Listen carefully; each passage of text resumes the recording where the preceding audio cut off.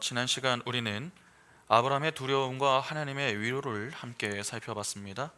동방 연합군의 전쟁에서 승리한 이후 소돔 왕과 멜기세덱 왕 앞에서 또 한 번 신앙의 성숙함을 보였던 이 아브라함의 인생에 하나님께서 찾아오셨습니다. 이는 당시 아브라함의 두려움 때문이었는데, 여러분, 아브라함이 두려워하고 있었던 세 가지 내용을 어떻게 좀 기억을 하고 계십니까? 첫째, 동방연합군의 보복. 둘째, 전쟁에서 승리한 전리품에 대한 미련. 셋째, 여전히 자녀가 주어지지 않는 그 일로 인한 하나님의 약속에 대한 불신. 바로 이 세 가지 내용이 아브라함을 두렵게 만들었습니다. 해당 내용들은 아브라함에게 두려움을 주기 충분한 것들이었습니다. 상황적으로 볼 때 말입니다. 그런데 아브라함이 두려워하던 내용들을 보면은 이 한 가지 공통점이 있습니다. 여러분, 이 모든 두려움이 왜 생겨난 것입니까? 바로 하나님 때문에 생겨난 것입니다. 한번 생각해 보시기 바랍니다.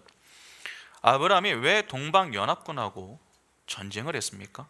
표면적인 이유는 조카 롯을 구하기 위해서였습니다. 그러나 그 전쟁은 무슨 전쟁이었습니까? 하나님의 전쟁이었죠. 하나님은 자기 백성을 그분의 전쟁의 군사로 초청하시죠. 그러니까 하나님이 아브라함을 당신의 전쟁에 참여케 만드신 것입니다. 다시 말해서 아브라함에게 어떤 교훈을 줄 목적으로 동방연합군과 전쟁하도록 하셨다라고 하는 것입니다. 이는 제 추측이 아닙니다.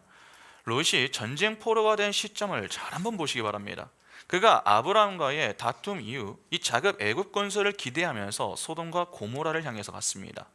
그렇게 꿈을 찾아 떠났는데, 롯이 소돔과 고모라에 도착을 하자 소돔과 고모라의 독립 전쟁이 일어나죠. 마치 롯을 기다렸다는 듯이 롯이 들어오자마자 전쟁이 발발한 것입니다. 이러한 우연이 어디 있습니까? 또한 아브라함이 치른 전쟁도 사실 말이 안 되죠. 소돔과 고모라를 비롯해서 5왕이 독립 전쟁을 일으켰으나 큰 나라의 4왕이 연합군을 형성하여서 반란 진압에 나섰습니다. 그렇게 형성된 동방연합군은 한 번도 패하지를 않았습니다. 당시 강력한 군대를 보유하고 있었던 족속들이 전부 이 무릎을 꿇었죠. 그런데 그런 연합군을 상대로 아브라함이 데리고 나간 인원이 몇 명이었습니까? 고작 318명이었습니다. 이들은 아브라함의 집에서 태어나 훈련을 받은 가신들입니다. 일정 부분 군사 훈련을 받았다고 해도 수적인 열세죠. 그러니까 계란으로 바위를 치는 것과 다르지가 않았던 것입니다. 그러나 결과는 아브라함의 승리였습니다. 아브라함이 어떻게 승리를 합니까? 하나님이 도우셨기 때문입니다. 이외에 아브라함의 승리를 설명할 수 있는 방법이 없습니다. 하나님 때문에 아브라함이 승리한 것입니다. 그러나 큰 승리를 거두었다고 해서 전쟁 자체가 끝난 것은 아닙니다. 하나님으로 인해 어쩔 수 없이 전쟁에 참여하여 승리까지는 거두었지만 이후 상황에 대해서는 걱정이 될 수밖에 없습니다. 그러니까 아브라함 편에서 동방연합군의 보복을 생각하는 것은 당연한 것이고, 그에 대한 두려움을 갖는 것 역시 이상한 모습이 아닌 것입니다. 전쟁 전리품에 대한 미련도 똑같죠. 아브라함이 전쟁에서 승리하고 돌아왔을 때 살레왕 멜기세덱과 함께 소돔 왕이 그를 맞이했습니다. 소돔 왕은 전리품의 경우에는 이 아브라함에게 양보를 하겠다, 그렇게 이야기를 했습니다. 그러나 아브라함이 이를 거부하면서 멜기세덱이 가지고 나온 양식, 즉 떡과 포도주만 취했습니다. 세상 대신에 하나님을 택한 것입니다. 세상 왕 앞에서도 하나님을 자신의 힘이요 왕으로 고백한다라고 하는 것 자체가 그의 신앙을 고백하는 것 아닙니까? 우리 중에 이 아브라함과 같이 이러한 선택과 반응을 보일 수 있는 자가 과연 몇 명이나 되겠습니까? 분명 아브라함의 선택과 모습은 귀감이 됩니다. 그러나 그 선택에 따른 결과가 어떻습니까? 아브라함의 눈에 가시적으로 보일 만한 어떤 좋은 상황들이 주어지는 것이 하나도 없습니다. 여전히 이 땅에서는 나그네의 인생을 살아야 했고 자녀는 주어지지 않았습니다. 그러니까 그의 인생에 손해보는 삶은 계속되었던 것이죠. 만일 하나님이 다른 방법으로 아브라함의 인생에 어떤 물질적인 풍요 또는 승승장구하는 상황을 허락하셨다면 그래도 전리품에 대한 미련을 크게 갖지는 않았을지도 모르죠. 그러나 하나님을 위해 목숨을 걸며 살아도 그의 인생은 여전히 제자리 걸음입니다. 자녀에 관한 약속도 그렇습니다. 본래 아브라함은 자녀 없이도 잘 지내던 자였습니다. 그런데 그런 그가 왜 자녀에 대한 기대를 갖기 시작한 것입니까? 하나님이 그에게 찾아와서 자녀에 대해서 약속을 하셨기 때문이죠. 내가 너에게 씨를 주겠다, 그렇게 말입니다. 그 약속에 아브라함이 지금까지 이런 고생을 하며 지냈던 것 아닙니까? 그런데 그의 인생은 어떻습니까? 자녀가 주어질 기미가 보이지 않습니다. 더욱이 롯도 자신의 품을 떠난 상태입니다. 그러니까 상황적으로 아브라함의 마음은 복잡할 수밖에 없었고, 그 복잡한 마음은 이내 두려움이 되어서 아브라함을 힘들게 하였던 것이죠. 이에 하나님이 아브라함을 찾아가 내가 너의 방패요 너의 큰 상급이다, 그렇게 위로를 해 주셨던 것입니다. 하나님이 아브라함에게 하신 말씀은 사실상 딱 하나입니다. 나만 믿어, 그것입니다. 하나님은 현재 아브라함이 무엇 때문에 두려워하는지 정확히 알고 계셨습니다. 그러나 하나님은 그가 원하는 것이 아니라 그에게 필요한 것을 주십니다. 하나님이 아브라함에게 주신 것은 무엇입니까? 하나님 자신입니다. 지난 금요 기도의 말씀도 한번 생각해 보시죠. 요한이 옥에서 제자들을 보내어서 예수에게 질문을 던졌습니다. 오실 의가 당신입니까? 요한이 왜 이러한 질문을 던진 것입니까? 왜 예수를 향한 의심을 갖고서 이렇게 질문을 했느냐 하는 것입니다. 감옥에 있으면서 죽음을 기다리고 있는 것이 그에게 너무나도 두려웠기 때문에 그렇습니다. 그때 예수께서 주신 답변이 무엇이었습니까? 너희가 보고 들은 것을 가서 전해라 하는 것이었습니다. 요한의 제자들이 여러분 보고 들은 것이 무엇이었습니까? 복음이었죠. 그러니까 예수는 복음이신 예수 자신을 보여주셨고 듣게 하셨던 것입니다. 그러면 로고스이신 예수 자신을 전해주는 것이죠. 왜 요한에게 예수 자신을 전하십니까? 그에게 필요한 것이 예수와 그 예수가 갖고 계신 생명이었기 때문입니다. 그러면 지금 하나님이 믿음의 조상인 이 아브라함에게 하나님 자신을 약속하시는 그 이유도 무엇 때문이겠습니까? 하나님이 곧 생명이기 때문에 그렇습니다. 그러니까 하나님은 자기 백성에게 생명을 주시는 분이시지 생명 외에 다른 세상의 부귀 영화를 선물로 주시는 분이 아님을 정확하게 아셔야 됩니다. 하나님이 택한 백성에게 주시는 것은 딱 하나입니다. 하나님 자신입니다. 그것이 복음인 것입니다. 이를 꼭 기억하시고 설교를 들으시기 바랍니다. 여러분, 우리는 두려움의 문제가 생기면은 그 문제 자체에 집중하는 경향이 있습니다. 그러니까 현상 자체를 주목하느라 본질을 놓치는 것이죠. 그러나 우리가 보아야 할 것은 우리 눈에 보이는 현상 자체가 아닙니다. 그 속에 담긴 본질입니다. 주로 사람들은 인간에게 두려움을 갖게 만드는 표면적인 문제들만 해결이 되면 두려움은 사라질 것이다, 그렇게 믿습니다. 그러나 정말 그렇습니까? 그와 비슷한 문제들이 찾아오면 여러분 인간은요 또다시 두려워합니다.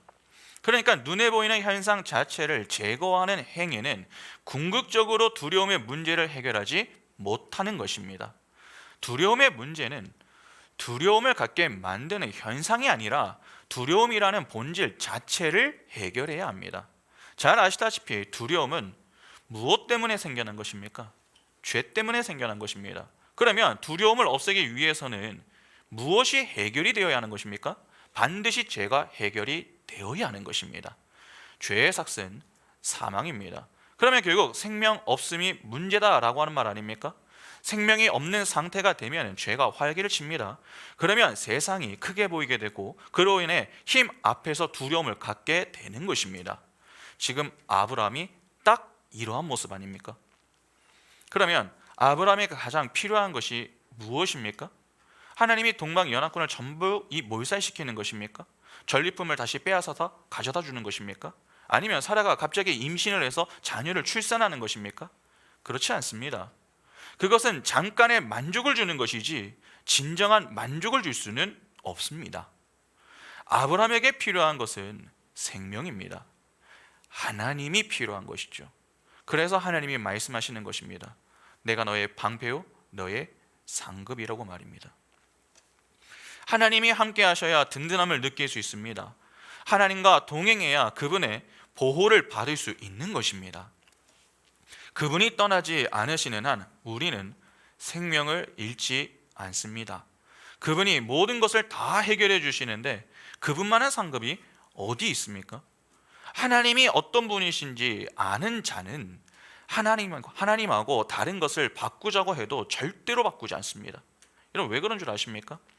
하나님이 자신의 유일한 상급이라는 사실을 너무나도 잘 알기 때문입니다. 그러니까 지금 하나님은 아브라함에게 가장 큰 위로와 약속을 주고 계시는 것입니다. 여러분, 오늘 본문에 상급이라고 하는 말이 나오죠. 성경에서 처음 상급이라고 하는 단어가 쓰이는 곳이 오늘 읽은 이 구절입니다. 상급은 많은 이들의 관심을 갖는 내용이기도 하면서 또 우리의 관심사이기도 합니다. 그러나 관심을 갖는 것에 비해서 조금 잘못 이해하고 있는 경우가 많습니다. 그래서 오늘은 상급과 관련된 내용을 조금 더 살펴보도록 하겠습니다. 지난주에 배운 내용들을 잘 정리하시면서 따라오시기 바랍니다. 먼저 본문을 보겠습니다. 창세기 15장 1절 보시면, 이후에 여호와의 말씀이 환상 중에 아브라함에게 임하여 이르시되 아브라함아 두려워하지 말라. 나는 내 방패요 너의 지극히 큰 상급이니라. 본절을 보면은 하나님이 아브라함에게 상급을 약속하십니다. 그런데 여기서 우리는 한 가지 좀 고민해 볼 문제가 있습니다. 잘 아시다시피 여러분, 아브라함은 하나님의 택한 백성입니다. 하나님은 왕이시죠. 그런데 왕이 백성에게 상을 주어야 합니까? 그러니까 백성이 왕에게 상급을 요구할 수 있느냐 하는 것입니다. 이 문제에 대해서 어떻게 생각하십니까? 왕이 백성에게 상을 주어야 한다, 그렇게 생각하십니까? 그렇지 않습니다. 여러분, 하나님은 자기 백성을 구원하신 분이십니다. 구원받기 전 우리가 어느 자리에 있었는지 기억하십니까? 죽었던 자리, 즉 사망의 자리입니다. 사단이 통치하는 자리에서 죄와 뒹굴며 지냈던 자들이 바로 우리입니다. 하나님은 죄를 미워하십니다. 그러면 하나님과 원수된 상태로 있었던 것 아닙니까?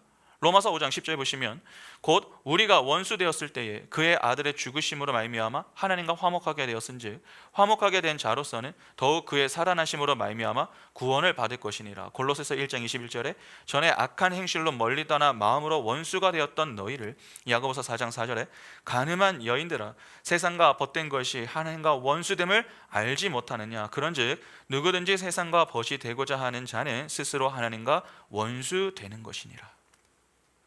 여기 마지막에 야고보의 말을 잘 한번 보시기 바랍니다. 간음한 여인들아 세상과 벗된 것이 하나님과 원수됨을 알지 못하느냐라고 합니다. 무슨 말입니까? 본래 우리의 진짜 신랑은 누구였습니까? 예수 그리스도, 즉 하나님이셨습니다. 신부인 교회의 신랑은 하나님 한 분밖에 없습니다. 그러니까 본래 여자인 인간에게 남자는 하나님이 전부였다 하는 말이죠. 그런데 죄가 들어오면서 어떻게 됩니까? 하나님이 아닌 다른 하나님을 자신의 신랑으로 여기기 시작했습니다. 그러니까 간음을 한 것입니다. 여러분, 결혼해서 절대 용서가 안 되는 것이 무엇입니까? 돈 못 벌어오는 것입니까? 무엇입니까? 외도입니다. 바람 피는 것. 요즘 현대인들이 하는 말이 무엇인 줄 아십니까? 결혼을 했지만 그래도 애인이 필요하다.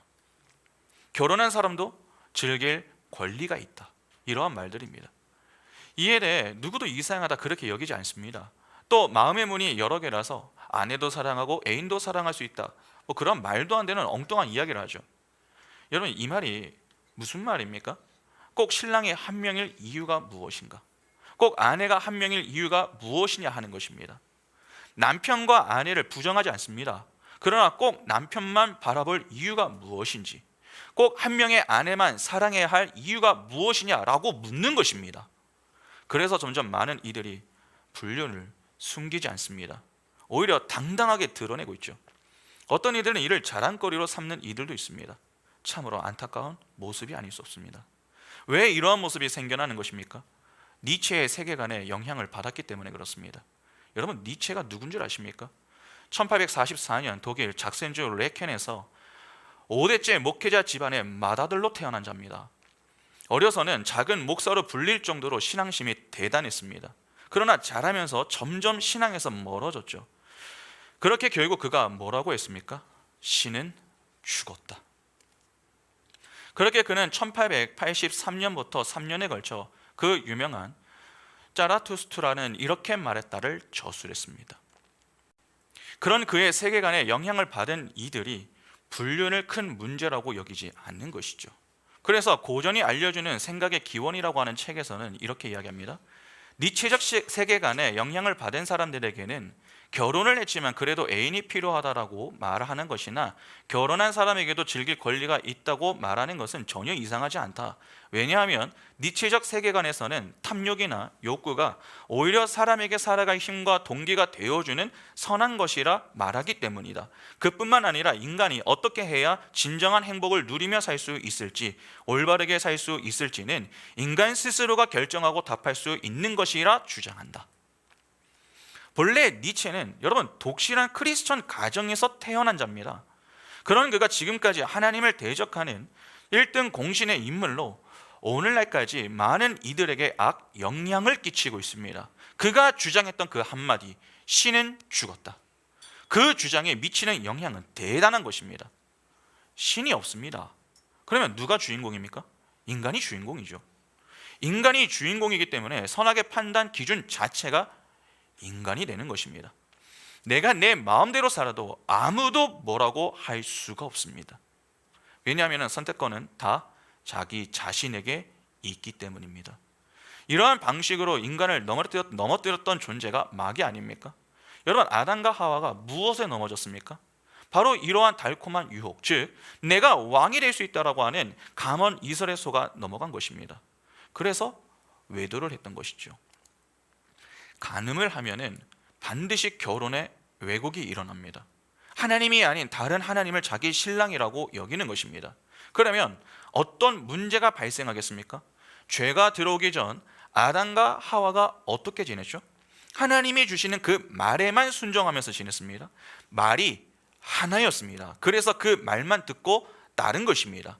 선악의 판단을 하나님이 하시기 때문에 아담과 하와가 할 것은 하나님이 하라고 하시면은 하고 하지 말라고 하시면은 하지 않으면 되었습니다. 그것이 그들이 할 일이었습니다.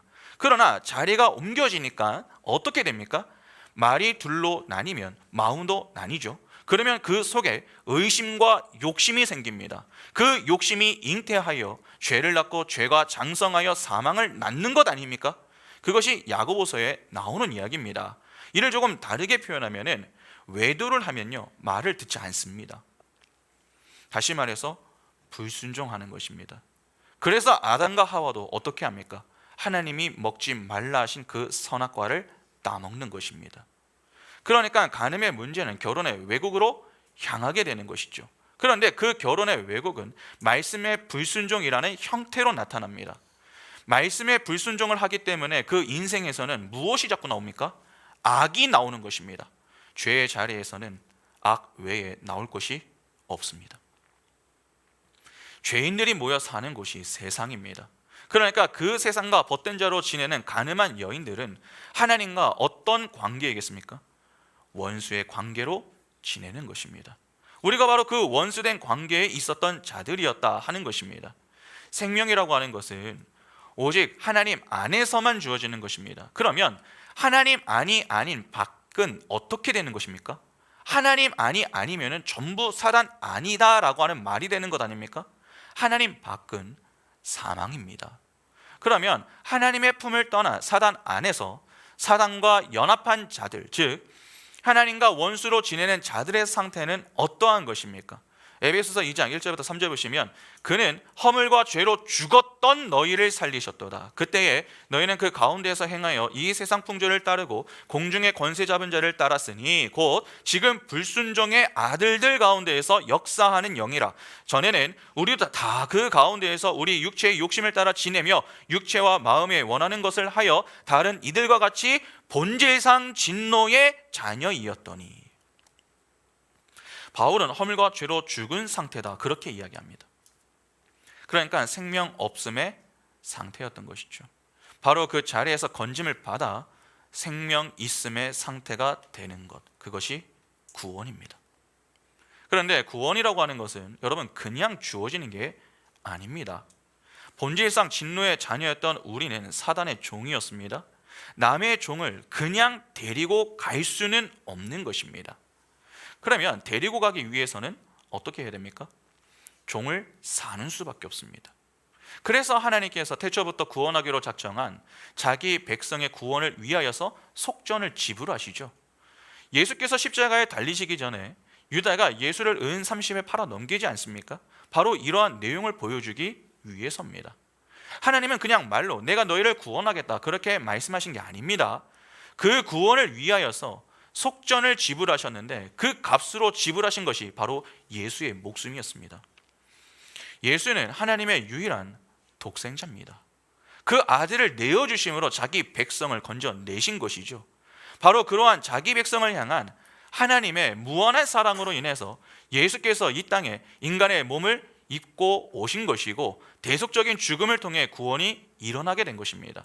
그러니까 아주 비싼 값을 지불하셨던 것입니다. 그런데 그것이 인간인 우리 편에서는 어떻게 이루어진 것입니까?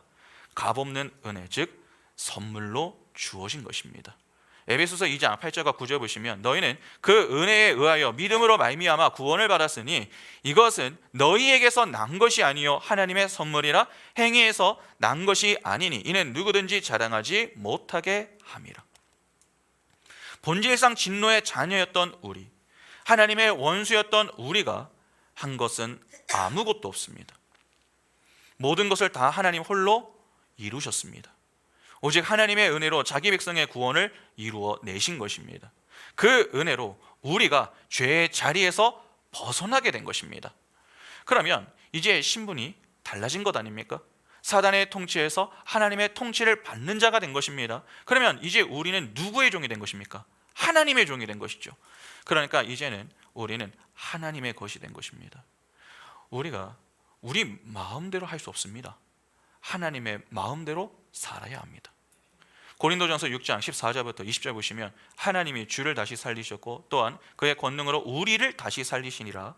너희 몸이 그리스도의 지체인 줄을 알지 못하느냐? 내가 그리스도의 지체를 가지고 창녀의 지체를 만들겠느냐? 결코 그럴 수 없느니라. 창녀와 합하는 자는 그와 한 몸인 줄을 알지 못하느냐? 일러스되 둘이 한 육체가 된다 하셨으니 주와 합하는 자는 한 영이니라. 음행을 피하라. 사람이 범한 죄마다 몸 밖에 있거니와 음행하는 자는 자기 몸에 죄를 범하느니라. 너희 몸은 너희가 하나님께로부터 받은 바 너희 가운데 계신 성령의 전인 줄을 알지 못하느냐? 너희는 너희 자신의 것이 아니라 값으로 산 것이 되었으니 그런즉 너희 몸으로 하나님께 영광을 돌리라. 이제는 하나님을 위해 살아야 하는 종이 된 것입니다. 이 자체에 우리는 감사해야 합니다. 그런데 더 놀라운 것은 하나님이 그냥 우리를 종의 신분으로 두지 않으시고 아예 자녀로 삼아 버리셨다는 것입니다. 갈라디아서 4장 4절부터 7절을 보시면 때가 참에 하나님이 그 아들을 보내사 여자에게서 나게 하시고 율법 아래에 나게 하신 것은 율법 아래에 있는 자들을 속량하시고 우리로 아들의 명분을 얻게 하려 하심이라. 너희가 아들임으로 하나님이 그 아들의 영을 우리 마음 가운데에 보내사 아빠 아버지라 부르게 하셨느니라. 그러므로 내가 이후로는 종이 아니요 아들이니 아들이면 하나님으로 말미암아 유업을 받을 자니라. 하나님이 양자의 영을 통해서 우리를 자녀 삼으셨음은 예수와 한 형제가 되었다라고 하는 말입니다. 하나님을 아버지라고 부를 수 있다라고 하는 그 자체가 여러분 큰 특권입니다. 왜냐하면 아버지의 상속은 오직 자녀만이 받을 수 있기 때문이죠. 그러니까 하늘의 상급이 우리에게 주어지게 되는 것입니다. 그러면 보시기 바랍니다. 본래라면은 우리는 하나님께 상급을 달라고 이야기할 수 있습니까? 없습니다. 우리가 한 것이 없는데 무슨 상급을 달라고 합니까? 또한 종이 주인에게 상을 구할 수 있습니까? 종은 종입니다. 종의 인생은 주인을 위해 살다가 죽는 것입니다. 주인을 위해 열심히 살았다고 상이 주어지는 것이 아닙니다. 왜냐하면 그렇게 사는 것이 당연한 것이기 때문이죠. 주인을 위해 잘 사는 것이 마땅한 것입니다. 오히려 못하면 주인에게 매를 맞아야 하는 자들이 종입니다.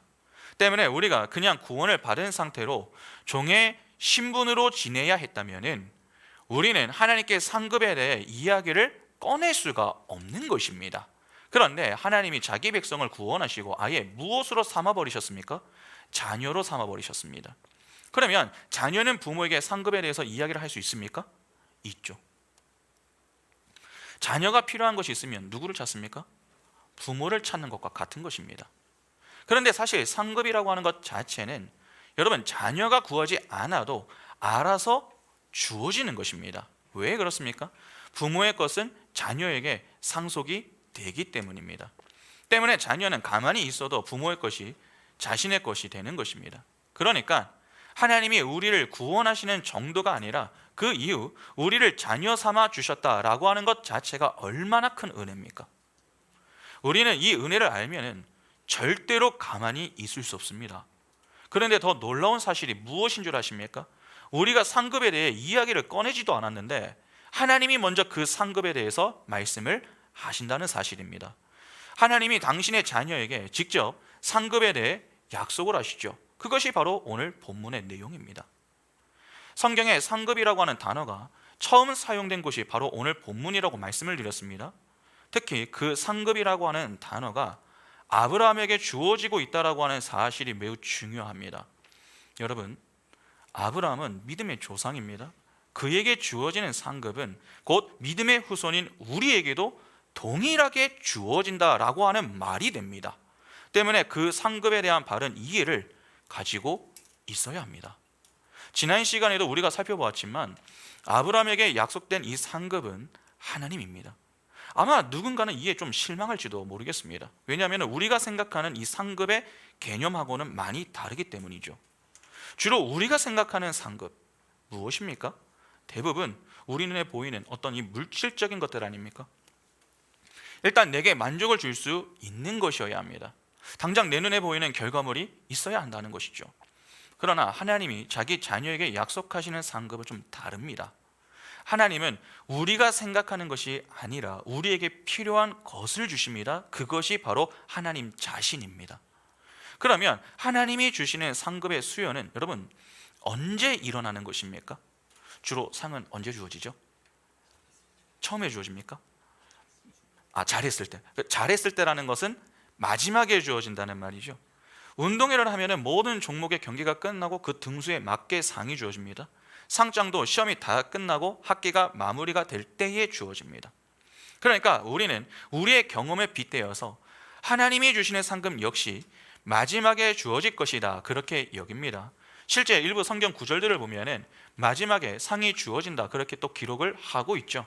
야고보서 1장 12절 보시면 시험을 참는 자는 복이 있나니 이는 시련을 견디어낸 자가 주께서 자기를 사랑하는 자들에게 약속하신 생명의 면류관을 얻을 것이기 때문이라. 디모데후서 4장 7절과 8절 보시면 나는 선한 싸움을 싸우고 나의 달려갈 길을 마치고 믿음을 지켰으니 이제 후로는 나를 위하여 의의 면류관이 예비되었으므로 주 곧 의로우신 재판장이 그 날에 내게 주실 것이며 내게만이 아니라 주의 나타나심을 사모하는 모든 자에게도니라. 이러한 구절들을 볼 때에 우리는 하나님의 상은 마지막에 주어지는 것이 맞구나 그렇게 생각할 수 있는 것이죠.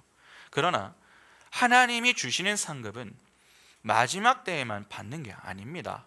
예수 그리스도를 통해 우리 안에 들어오신 그 순간 상급의 수요가 일어납니다. 하나님이 주시는 상급이 하나님이라고 했습니다. 그 상급은 구원을 받음과 동시에 주어집니다. 그런데 그냥 한 번만 주어지는 것으로 끝나는 게 아닙니다. 계속 주어집니다. 그러니까 상급의 수요가 일어나고 있으며 일어나는 것입니다. 과거, 현재, 미래까지 계속 이어지는 것이죠. 상급이 구원과 함께 수요가 된다고 했습니다. 여러분, 구원에는 세 가지의 시제가 있죠. 과거, 현재, 미래입니다. 그러니까 구원을 받고 있으며 받게 되는 것입니다. 이는 구원의 불완전함을 의미하는 게 아닙니다. 이를 구원의 서정으로 이해하셔도 됩니다. 소명부터 영화까지의 과정을 그렇게 표현한 것입니다. 우리가 이 땅에서 무엇을 맛보죠? 미미하지만 천국을 맛본다 그렇게 말하지 않습니까? 그 천국에는 하나님이 계십니다. 우리는 그 작은 맛을 보면서 무엇을 기대합니까? 온전한 맛을 기대합니다. 이렇게 미미하고 작은 맛을 보면서도 하나님의 나라가 이렇게 좋은데 온전한 하나님의 나라는 얼마나 좋겠는가 그렇게 생각하는 것 아닙니까? 그러니까 우리가 하나님께 받는 상급은 먼 훗날 받게 되는 것이 아니라 이미 받았고 받고 있으며 앞으로 받게 되는 것을 의미하는 것입니다. 구원의 전 과정은 은혜로 시작이 되고 은혜로 완성이 됩니다. 공로를 요구하지 않습니다. 그런데 구원의 순간 성도는 하나님의 상급을 수여받지만 동시에 개별성, 공로 모두를 차압당하기도 합니다. 잘 한번 생각해 보시기 바랍니다. 우리가 하나님을 상으로 받는다라고 하는 것은 곧 그분 안에서 그분과 연합이 된다라고 하는 말 아닙니까? 주기도문을 통해서 배웠지만 하나님이 우리에게 주시는 가장 큰 복이 무엇이라고 했죠? 우리를 처소로 삼으시는 것입니다. 그러니까 아버지가 내 안에, 내가 아버지 안에 있는 그 상태가 되는 것입니다. 그러면 우리가 무엇이 됩니까? 하늘이 되는 것이죠. 그래서 하늘에 계신 우리 아버지라고 부를 수 있게 되는 것 아닙니까? 그러면 내 안에 계신 그 하나님을 아버지로 인식하고 부르기 위해서는 적어도 내가 아버지와 한 몸이 되어야 한다는 것인데, 그러기 위해서는 무엇이 전제가 되어야 되는 것입니까? 우리가 하나님을 아버지로 부르는 것 자체가 우리에게는 상이 되는 것 아닙니까? 그러니까 우리가 하나님을 아버지라고 부를 수 있기 위해서는 반드시 하나님과 연합된 상태, 즉 하나로 붙어 있어야 하는 것입니다. 마귀는 우리에게 개별성을 추구하게 만듭니다. 본래 인간은 집단적인 존재로 지음을 받았으나 그것을 깨는 것이죠. 그래서 사사시대의 특징이 어떠합니까?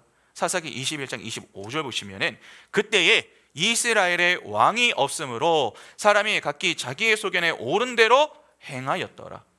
그때 왕이 없으며 사람이 각기 자기의 소견에 옳은 대로 살았다라고 합니다. 여러분, 왕이 없습니다. 하나님이라는 왕이 없으니까 자연스럽게 누가 왕이 됩니까? 내가 왕이 됩니다. 그렇게 개별성을 띠면서 살던 인생에 하나님의 은혜가 뚫고 들어와서 우리를 다른 자리로 옮겨 놓아버리셨습니다. 혼자가 아닌 함께하는 그 자리로 데려다 놓으신 것이죠. 여러분, 군대를 한번 생각해 볼까요? 군대 가기 전까지 내 인생은 내 것입니다. 그냥 마음대로 사는 것이죠. 뭐 늦잠을 자도, 뭐 배고파서 음식을 시켜 먹어도 내가 원하는 대로 할 수 있습니다. 뭐 시켜 먹고 싶은 거 내가 원하는 거 먹으면 되는 것 아닙니까? 그러나 군대에 가면 내가 원하는 거 먹을 수 있습니까? 그렇지 않습니다. 군대가 나에게 맞춰주는 것이 아니라 내가 군대에 맞춰야 됩니다. 나 혼자 생활하는 것이 아니기 때문에 전우라고 함께 생활하는 법을 배워야 합니다. 내가 잘못해도 단체로 혼나고 남이 잘못해도 단체로 기합을 받습니다. 그러니까 그곳에 있는 자들은 하나인 것이죠. 그러면 그곳에서 그 사람은 무엇을 빼앗긴 것입니까? 개별성을 차압당한 것입니다. 하나님의 구원이 그러한 것입니다. 하나님의 상급을 받는다라고 하는 것은 결국 내가 나의 개별성을 하나님께 차압당한다라고 하는 것을 의미하는 것입니다.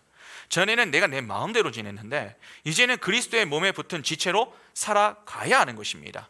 우리는 교회입니다. 교회의 머리는 예수 그리스도이시고 우리는 그분의 몸입니다. 내 행위는 머리 대신 예수께 영향을 줄 수 없습니다. 성도는 독립된 존재가 아니라 예수께 속한 지체로 함께 살아가는 부르심을 받은 자입니다. 그래서 우리가 이 자리에 함께 모여서 예배하는 것이죠. 간혹 예배 시간에 목사들이 예배의 중요성을 교훈하기 위하여서 종종 이 혼을 내는 경우가 있습니다. 오늘처럼 말이죠. 이는 예배에 대한 우리의 자세를 바르게 하여서 보다 우리의 신앙의 진지함을 갖고 바른 예배를 하자라고 하는 그 차원에서 권면을 하는 것입니다. 한 번씩 그러한 권면이 주어질 때면은 뜨끔해하는 그러한 분들이 좀 계시죠. 매번 예배를 지각하거나 아니면 예배 시간마다 조는 분들의 경우에는 그렇지, 내가 조금 더 분발해야지, 내가 조금 더 신경을 써야지, 그러한 마음을 갖는 시간으로 삼을 수 있습니다. 그런데 열심히 하시는 분들 입장에서는 어떻습니까? 억울한 마음이 들 수도 있지 않겠습니까? 그래서 살짝 손을 들고 목사님, 저는 잘하고 있는데요, 그렇게 속상한 마음을 표현하고 싶은 마음이 들 수도 있습니다. 분명 잘하시는 그러한 분들도 많은데 왜 우리가 그러한 권면을 함께 들어야 합니까? 우리가 한 몸으로 묶여 있기 때문에 그렇습니다. 그래서 좋은 말도 때로는 책망도 함께 들으며 웃고 우는 것입니다. 이해가 되시죠? 여러분, 하나님의 상으로 주어진다라고 하는 말은 영적 상급을 의미합니다. 하나님과 한 몸을 이루게 되는 것을 의미하는 것이죠. 교회의 머리신 예수 그리스도와 한 몸을 이루며 그분의 다스림을 받고 통치를 받게 된다라고 하는 것을 의미하는 것입니다. 함께 하시니까 당연히 우리를 보호하시게 되는 것이고 우리가 두려워하지 않으며 살 수 있는 것 아니겠습니까? 왜 그렇습니까? 하나님이 우리의 방패가 되어 주시기 때문에 그렇습니다. 여기서 우리가 또 하나 주목해야 하는 것이 우리에게 주어지는 상급이 영적인 상급이다라고 하는 것입니다. 본문을 보면 영적인 상급으로 하나님이 자기 자신을 약속하셨습니다. 그래서 구원을 받는 그 순간 그 상이 우리에게 수여가 되는 것이죠. 이는 우리가 그 영이신 하나님과 하나가 된다라고 하는 말 아닙니까? 그러면 우리는 어떤 존재가 되는 것입니까? 영적인 존재가 된다라고 하는 말이 됩니다. 성경은 하나님과 연합되어 하나님 나라에 적합한 자가 된 자들을 영이라고 합니다. 그러니까 영은 인간 자체에 원래부터 존재했던 인간에게 속한 어떤 것이 아니라 성령에 의해서 하나님과 올바른 관계를 맺게 된 어떤 존재의 상태를 말하는 것입니다. 우리가 잘 아는 성령의 열매를 한번 생각해 보시기 바랍니다. 우리가 구원을 받고 난 이후에 성령의 열매를 맺지 않습니까? 그런데 이때 성령에는 소유격이 아닌 주격이다 그렇게 말씀을 드렸습니다. 그러니까 내가 맺는 게 아닙니다. 성령이 맺게 하는 열매입니다. 그러면 열매를 맺을 수 있는 살아있는 영은 내가 아니라 하나님에 의해서 창조가 되는 것이고 선물로 주어지는 것 아닙니까? 영이라고 하는 개념은 여러분 피조물이 사유할 수 있는 게 아닙니다. 하나님의 영과 관계를 맺고 사는 피조물의 상태를 가리키는 것입니다. 전도서를 보면은 그 기자는 하나님의 성령 아래에서 하나님에 의해서 쓰임받는 모든 존재에게 영이 있다라고 하는 식으로 이야기를 합니다. 한번 볼까요? 전도서 3장 20절과 21절을 보시면 이렇게 말씀합니다. 다 흙으로 말미암았으므로 다 흙으로 돌아가나니 다 한 곳으로 가거니와 인생들의 혼은 위로 올라가고 짐승의 혼은 아래 곧 땅으로 내려가는 줄을 누가 알랴. 여러분 여기에 혼이라고 번역이 된 이 단어가 영입니다. 해당 내용만 보면은 인간과 짐승 모두에게 영이 있는 것처럼 보이지 않습니까? 모두에게 있다고 했으니까. 그러나 창세기의 첫 창조 때에 여러분 생기는 누구에게만 주어졌습니까? 사람에게만 주어졌습니다. 짐승은 그냥 혼의 상태인 것이지 영의 상태는 될 수 없습니다.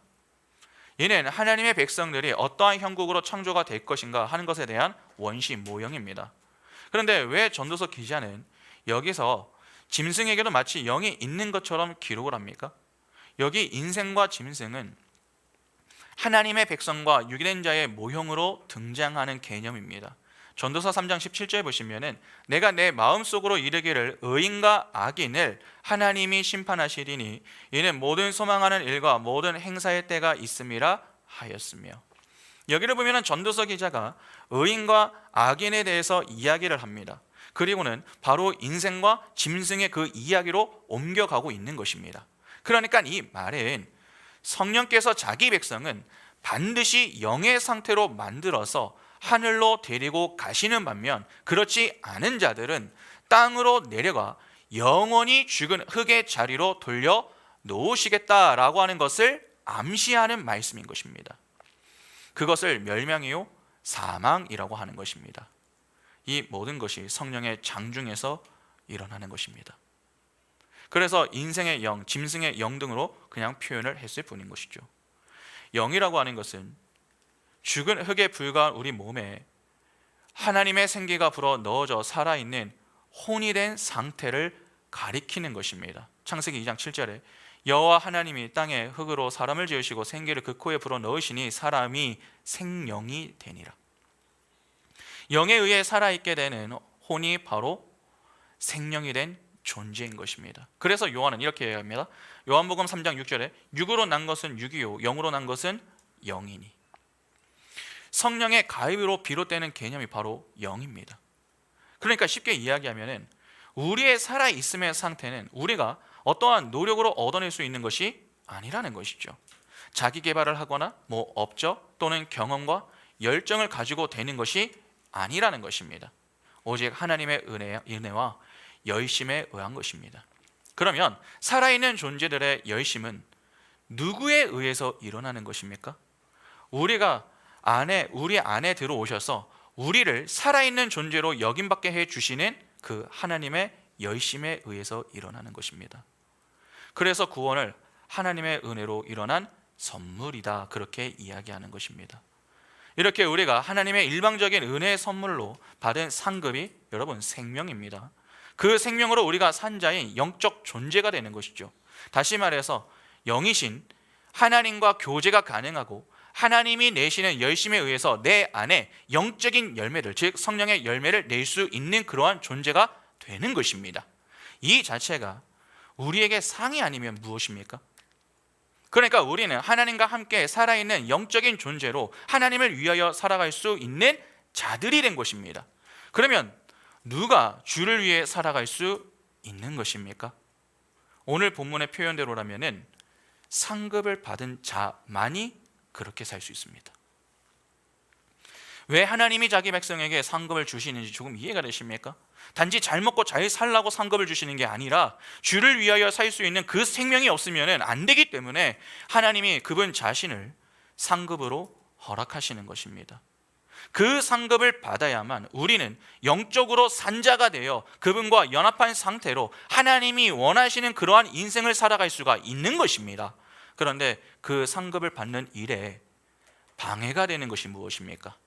이 땅의 상급에 대한 미련, 두려움입니다.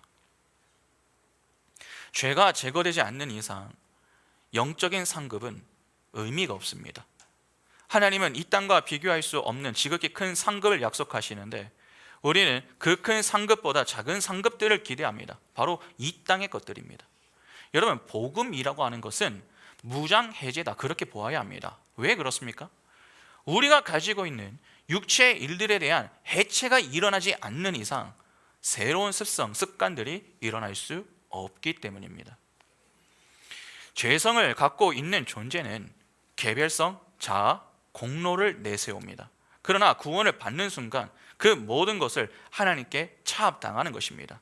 개별성이 아닙니다. 집단성입니다. 하나님과 함께하는 것 자체가 내가 나를 빼앗기는 것 아닙니까? 내 것이 아닙니다. 하나님의 것입니다. 그런데 하나님과 함께하는 성도들과도 함께해야 합니다. 그러니까 나를 주장하지 않습니다. 나를 부인해야 합니다. 내 행위는 내 머리에서 나오는 것입니다. 교회의 머리는 예수 그리스도입니다. 그 예수 그리스도의 명령에 우리는 순종하는 자들로 살아가게 되는 것입니다. 예수는 하나님이십니다. 하나님은 사랑이시죠. 그래서 그 사랑이신 하나님 안에서 그분과 연합된 우리는 서로 사랑의 빚을 지면서 지냅니다. 그렇게 서로 사랑의 빚을 지며 복음을 전하는 일만 열심히 하는데 선한 삶으로 선한 영향력을 끼치기만 하는데 어떻게 그 안에 불화가 일어납니까? 나를 주장하지 않고 부인하며 나를 희생하여 남을 세워주고 섬기는데 어떻게 갈등과 반목이 일어날 수 있느냐는 것입니다. 일어날 수 없습니다. 성령이 하나 되게 하신 것을 힘써 지키는 모습, 참된 코이노니아, 그리고 생명 가득한 공동체가 되는 것입니다. 그것이 바로 우리가 받은 상급, 받고 있는 상급이며 받을 상급인 것입니다. 상급을 구하는 것 자체는 그런 문제가 되지 않습니다. 그러나 어떤 상급을 구하느냐는 중요합니다. 하나님이 아브라함에게 상급을 약속하시는 이유, 하나님이 상급으로 주시는 것이 하나님 자신입니다. 왜 하나님 자신을 상으로 주십니까? 그 속에 생명이 있기 때문입니다. 그러면 그 상이 주어지지 않으면 생명이 주어지지 않는다고 하는 말 아닙니까? 인간은 자기 힘으로 파악조차 할 수 없는 어떤 힘에 의해서 붙잡혀 있는 상태입니다. 성경은 두 통치만을 교훈하죠. 하나님의 통치 아니면 사단의 통치입니다. 그러면 하나님 쪽에서 그 눈은 보이지 않는 사단의 세력을 향해 전쟁을 벌이고 있지 않겠습니까? 왜냐하면 자기 백성을 자꾸 데려오지 못하게 막으려고 하기 때문에 그렇습니다. 그러면 당연히 하나님의 백성은 자신의 의지와 상관없이 어떻게 되겠습니까? 전쟁에 참여하게 됩니다. 아브라함이 얼떨결에 출격하여 동방연합군을 상대했던 것 같이 그러한 전쟁에 참여하게 되는 것입니다. 전쟁에 참여하는데 두렵지 않은 사람이 어디 있습니까? 당장 아브라함이 재침공에 대해서 두려워하지 않았습니까? 인간이 두려워하는 것은 너무나도 당연합니다. 그러나 하나님은 그 전쟁에서 아브라함을 방패처럼 지키신다라고 하셨습니다. 그 자체가 무엇을 잃지 않는 것입니까? 생명을 잃지 않는 것입니다. 그 자체가 바로 상급인 것입니다. 그래서 하나님을 상급이라고 하는 것이죠. 구원을 주시는 분이시기 때문입니다. 그런데 이 세상 권세를 잡은 마귀는 우리에게 야, 네가 신이야. 그러니까 하나님의 신하로 사는 어리석은 모습으로 지내지 말고 그냥 네 마음대로 살아. 선하게 판단을 네가 하면서 살면 되는데 왜 그래? 이 땅에서 멋지게 한번 살아봐. 그러면 사람들이 너를 어떻게 보겠어? 훌륭하다고 다 칭찬해 주지 않겠어? 세상이 합의하고 정의해 놓은 그 멋진 인간상을 너의 행위로 한번 입증해 보여봐. 그렇게 공격을 합니다. 그러면 하나님이 그 전쟁의 방패가 되시겠다라고 하는 것은 무슨 말이겠습니까? 절대 그렇게 못 살게 만드신다라고 하는 말 아니겠습니까? 왜냐하면 그렇게 사는 것이 곧 사망이기 때문에 그렇습니다. 그래서 그렇게 살지 못하게 방패로 아예 막아버리시는 것입니다. 그것이 바로 하나님의 구원인 것입니다. 하나님은 그 일을 행하시는 그분 자신을 상급이라고 표현하셨습니다. 따라서 우리의 상급을 굳이 이 세상 속에서 가시적인 형태로 찾으려고 한다면 여러분 어떠한 것들이 되겠습니까? 우리는 우리 마음대로 잘 풀리는 만사형통 승승장구하여서 소원 성취를 이루고 내 꿈을 이루는 것이다 그렇게 여깁니다. 그러나 하나님은 내 야망과 꿈이 펼쳐지는 것이 아니라 질이 멸절해 망해가며 내 힘을 빼고 하나님을 힘으로 삼게 만드십니다. 그것이 이 땅에서 우리에게 주어지는 상급의 모양인 것입니다. 그러니까 상급에 대해서 너무 자꾸 오해하지 마시기 바랍니다. 왜 나는 열심히 사는 것 같은데 내 인생은 이렇지?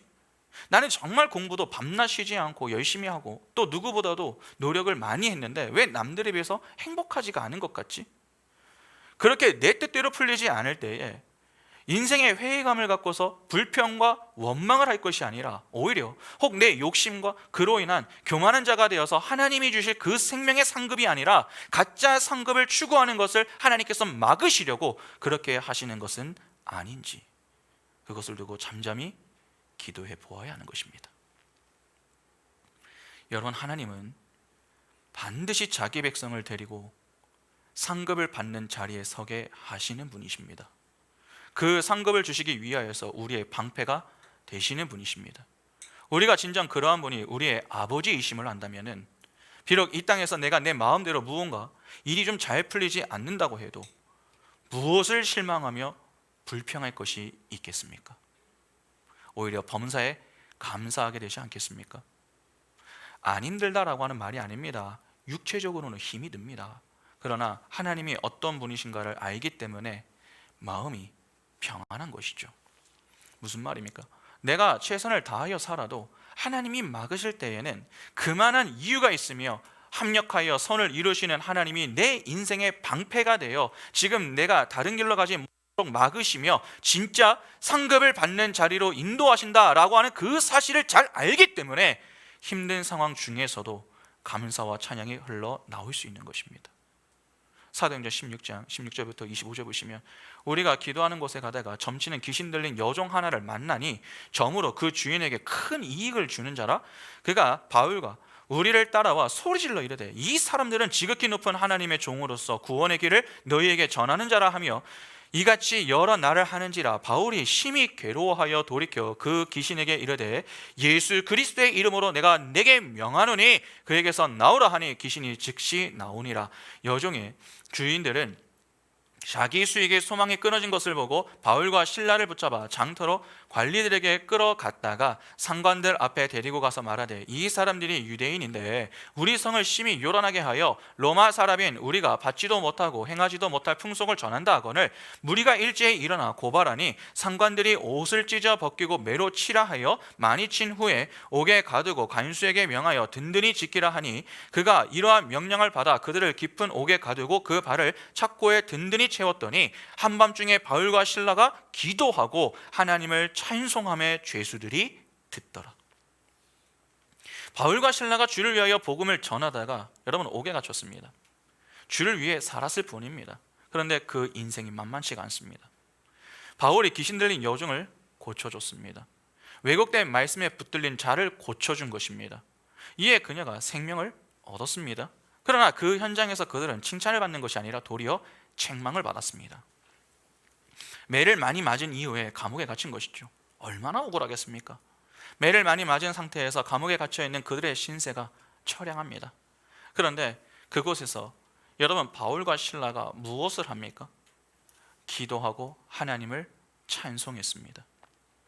불평과 원망을 할 수 있는 상황입니다. 그러나 두 사람은 기도와 찬송을 불렀습니다. 왜 기도하고 찬송을 합니까? 왜 힘든 상황 속에서도 찬송을 불렀느냐는 것입니다. 간단합니다. 그들이 하나님이 어떤 분이신가 하는 것을 너무나도 잘 알고 있었기 때문에 그렇습니다. 비록 주를 위하여 복음을 전하다가 매를 많이 맞고 감옥에 갇혔지만 여전히 하나님이 그들의 방패가 되시며 그들의 상급이 되신다라고 하는 사실을 그들은 의심하지 않았습니다.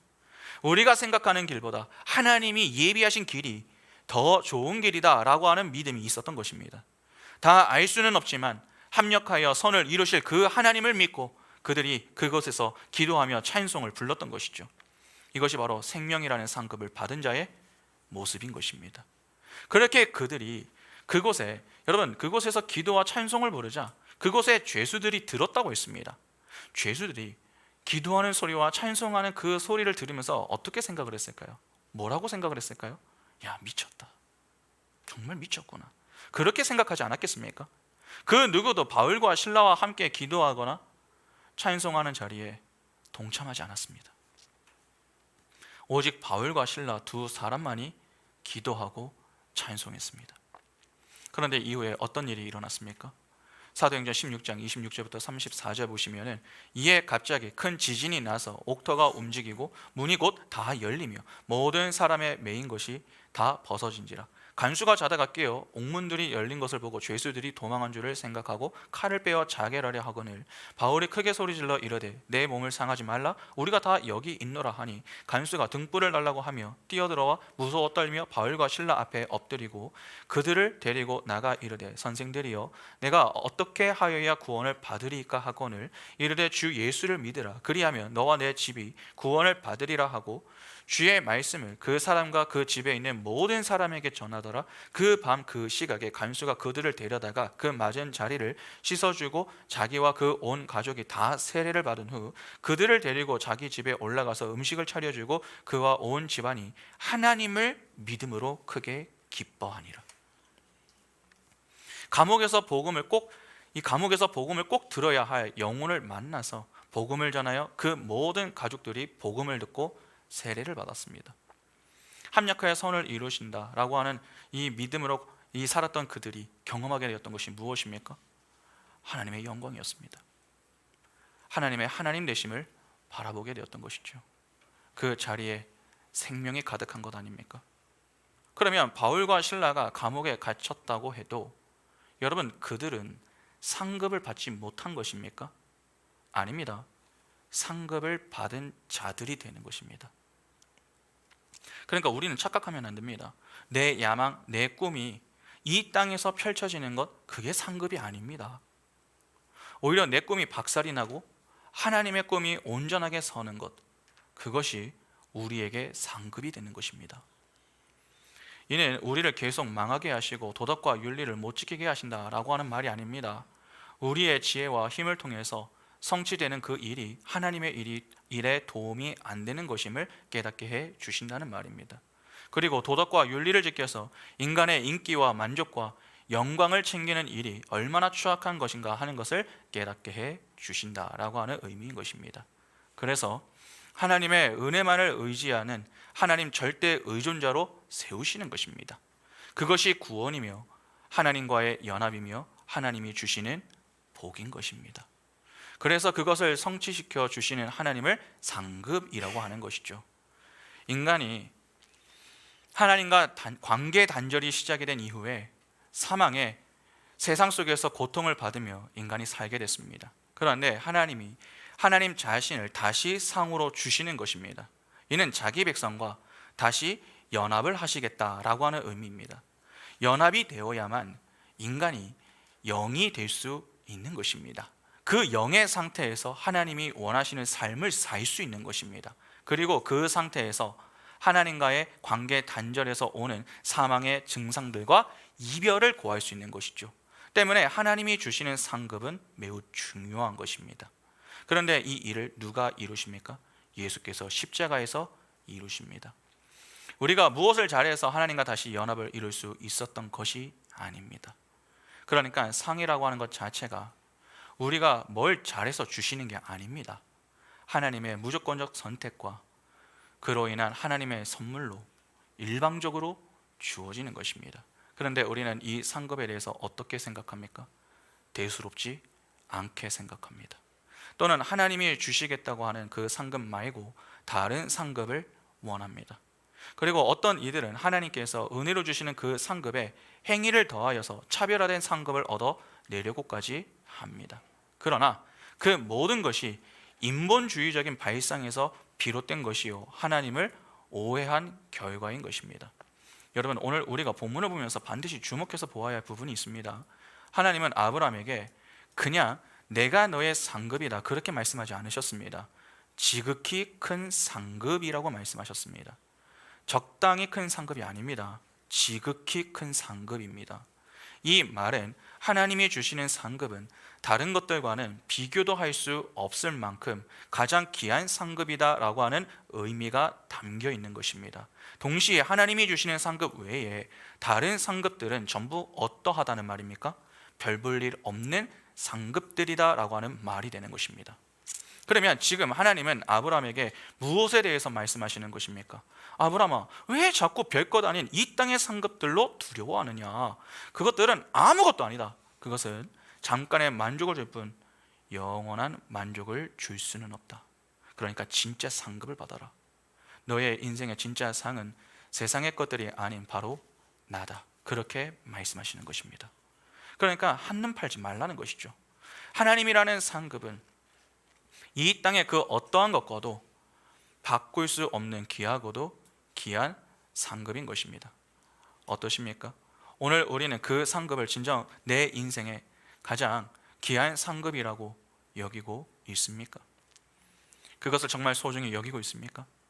그 상급이 없으면 우리는 죽은 흙에 불과합니다. 그러나 하나님이 그분의 은혜로 우리에게 상을 주시기 위하여서 우리를 부르셔서 영적인 산자로 만드시고 그 상급을 말씀을 통해 약속하시는 것이죠.